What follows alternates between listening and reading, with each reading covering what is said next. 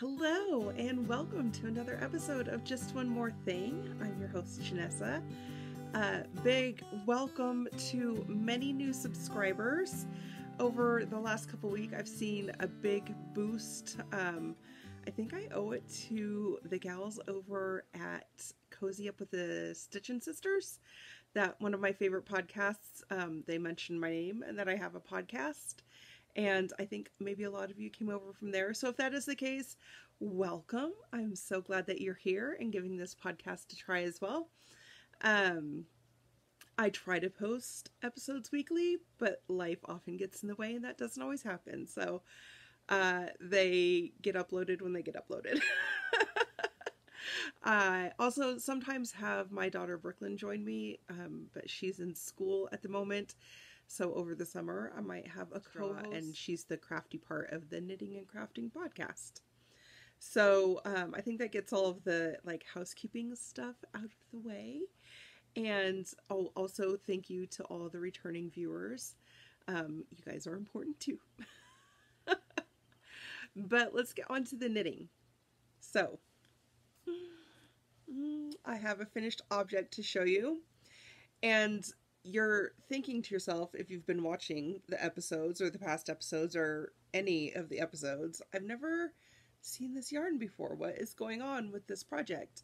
You may remember last week I mentioned that I had a test knit coming up.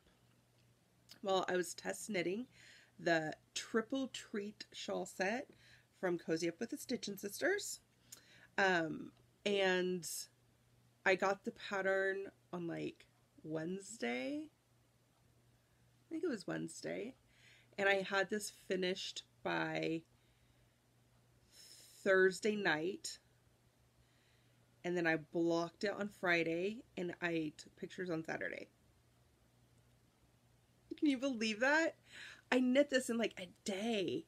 The Triple Treat shawl set, I don't know that it's published yet, but it will be very soon. It is a 3-in-1 pattern set where they designed, it's the same stitch pattern, but they designed a crescent, an asymmetrical, and a full triangle shawl that all just use one skein of yarn. You can always use more. You can always go super big and use more than one skein of yarn. But it's designed, it's written so that you just use that one special skein of yarn.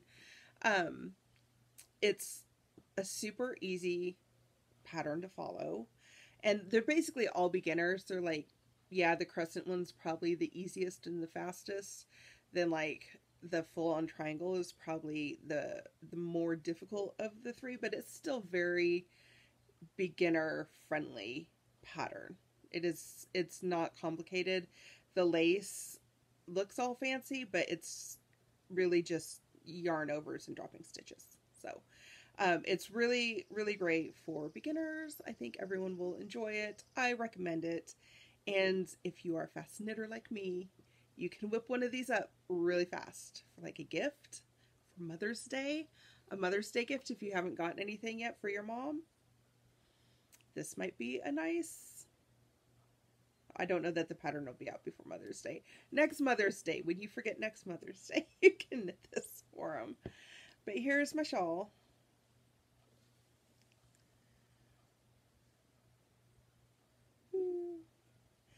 It is nice and big. Mine blocked out to be about 72 inches from tip to tip to about 20, I want to say it was 24 inches deep. From here to here. And I don't know, it might have been a little more than that, depending on how much you stretch it out when you measure it. But all blocked, it was 24 inches. Yeah, a really nice, super fast, easy knit that I totally love. The one teensy tiny modification I made was that on the very last row, I should have had one row of knitting back. So on the right, you knit the right side and it's this lace part, and then there should have been a row knitting back and then do the bind off. But at that point, because of my gauge, because I'm a really loose knitter. Um, and I didn't go down a needle size. I kept the needle size. So like I was going to run out of yarn if I did a row and back. Like I would have run out like probably around here. So I opted to go ahead and do the bind off and have a little bit extra yarn left over rather than like risk having to break into a second skein of yarn just to do like that many stitches.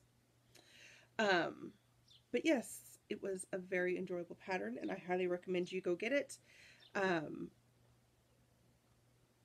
I honestly don't know when it's going to be released. Bad test knitter, bad podcaster. I didn't look that info up before this. If I look it up after and I find out the information, I'll put it up here. But I don't know if I'll remember to do that.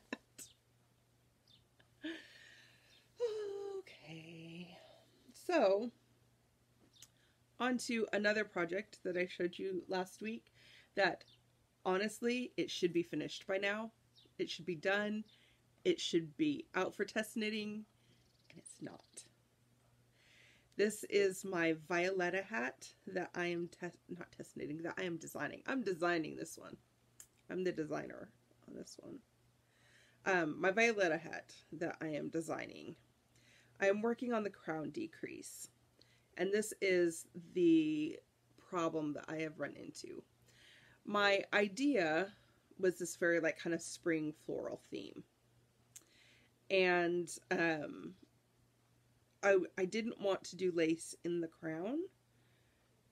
I don't know why I have it in my head that I don't want to do lace in the crown, but I kind of feel like that might be a little too much. And it would, I don't know. Like it would, I don't know. In my head, I wasn't going to do lace in the crown. I was going to do a solid color crown, but I wanted to do like a detail that made it interesting looking. And I was going to do a little kind of viney cable thing up the decrease. So I don't know if you can see that. There we go. So that's what I was doing up the decrease. I don't like it. I don't know. There's just something about it that is not appealing to me. To me, it looks less like a vine twisting its way up that decrease and more like somebody made a mess out of their decreases. You know what I mean?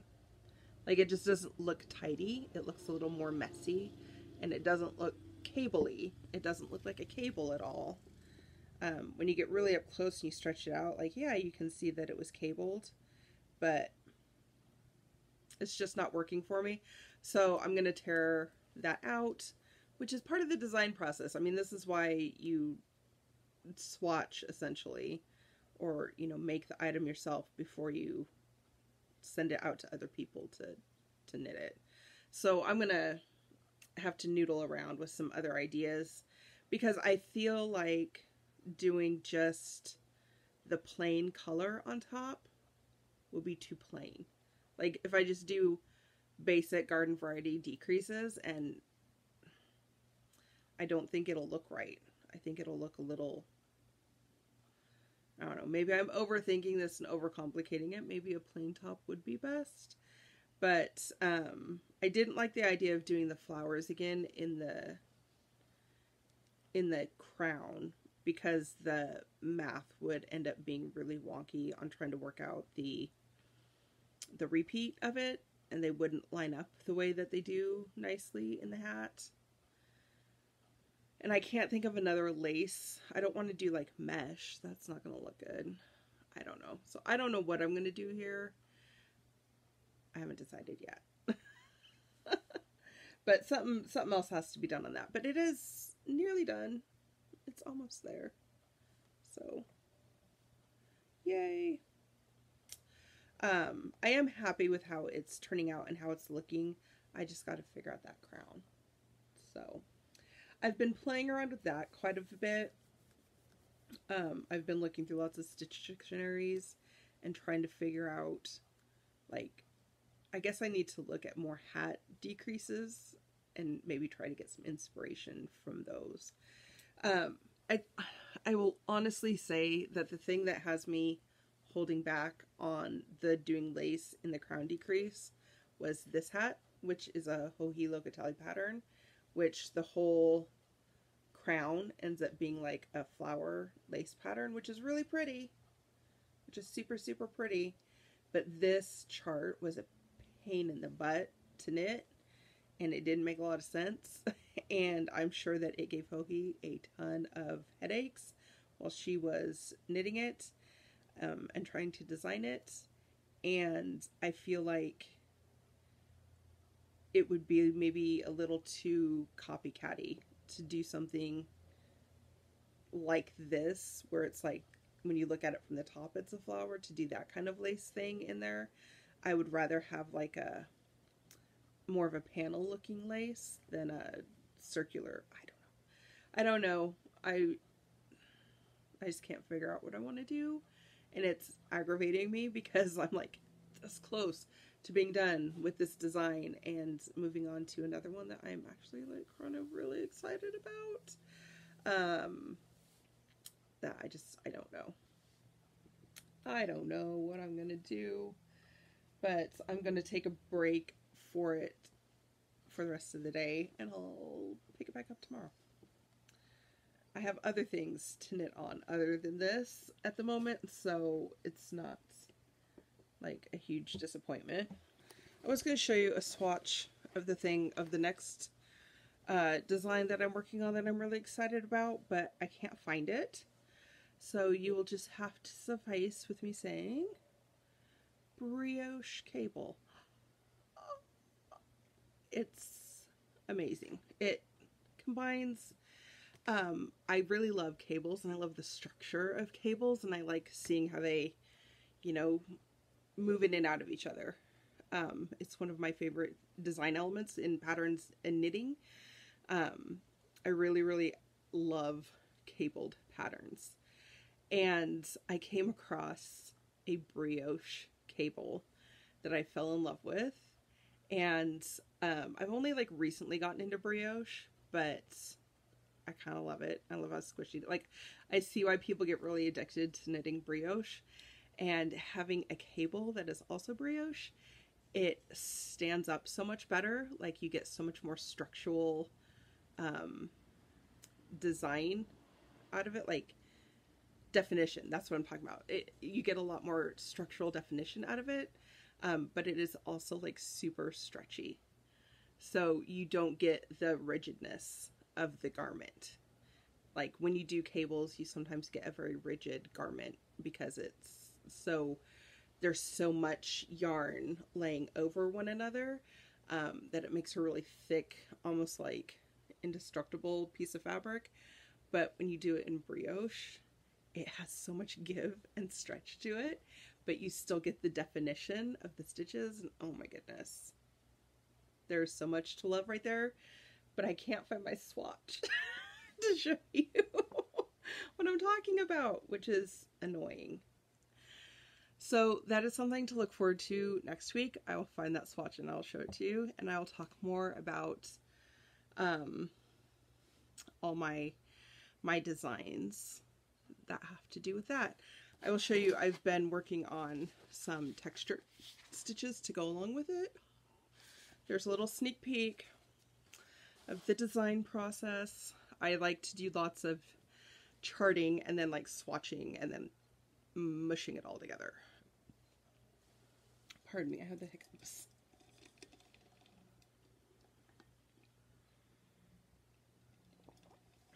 So,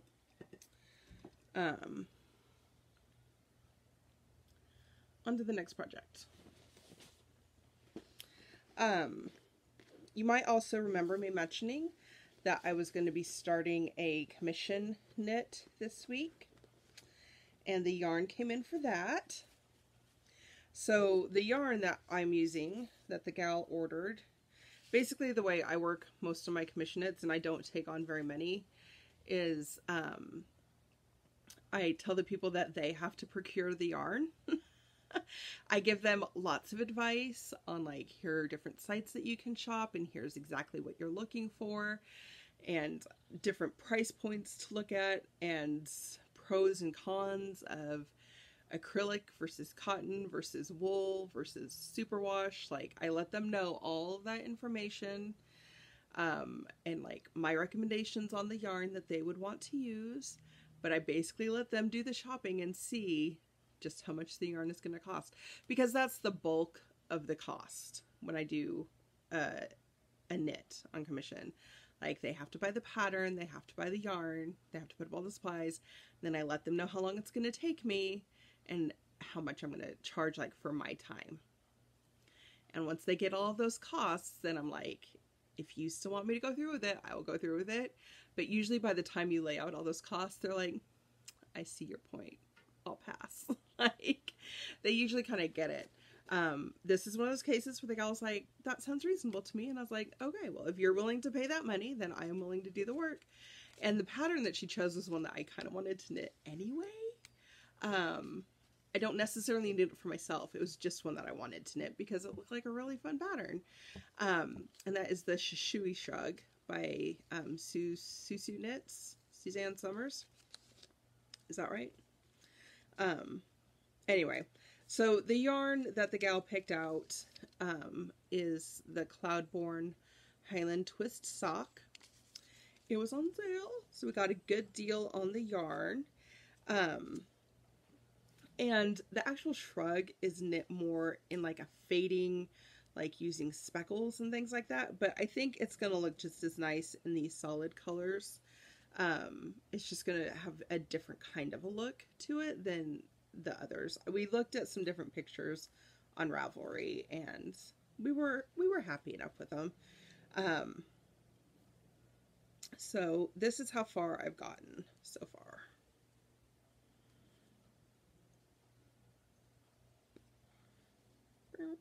There we go.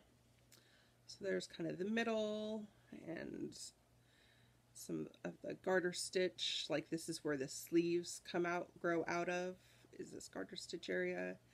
And then this side is like the front, and then that back panel ends up being like the shawl shape on the back. So the yarn colors that we're using, this brown, which is they don't give the name of the color on here. Espresso Heather is going to be the main color. And then we're starting it out with this cream, kind of ecru, I think was the name of this one. So that's what's starting out here in the top, is that kind of ecru and espresso. Almost a black and white look to it. And then I will fade in the Maize Heather, so that we will have those two will be kind of like the main colors after. So it'll kind of like fade from the ecru into the maize, and then this color will carry throughout. And then there's going to be the pop of Autumn Heather at the very bottom along the edge for the bind off. So like those three colors are kind of the main, but then we'll also have a little bit of that in there.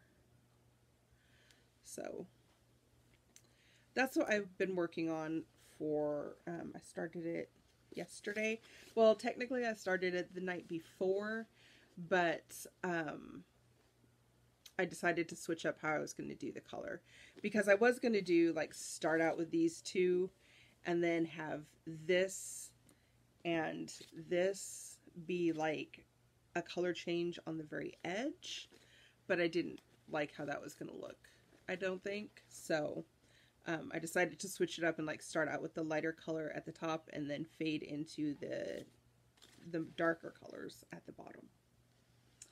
Because my fear is always when I'm doing garments, if you put the light color at the bottom, that's where it's going to pick up and get dingy.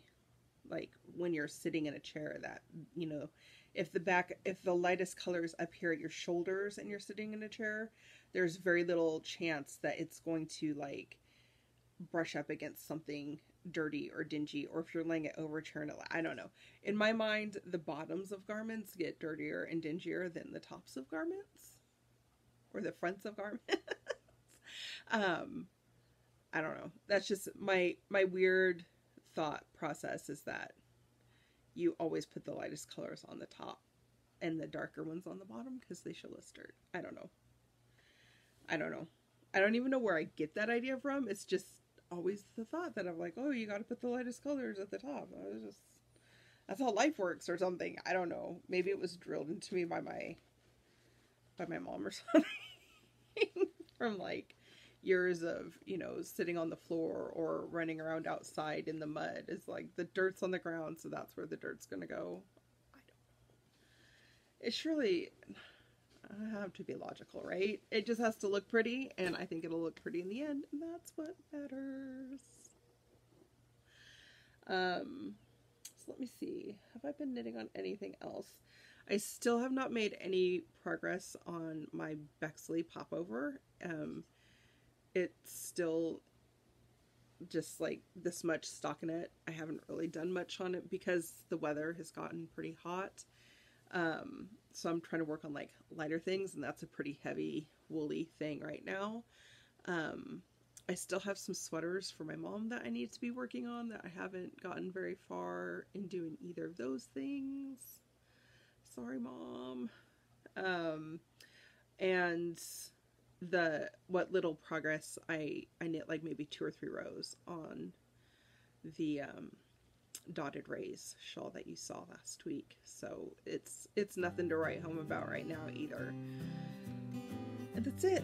That's all I have knitting wise this week. I don't really even have anything crafting wise, but I do have a couple of like embroidery things that I want to get started on, and I've got some spinning that's nearly finished as well. So maybe next week we'll have a wider variety of other than like just knitting.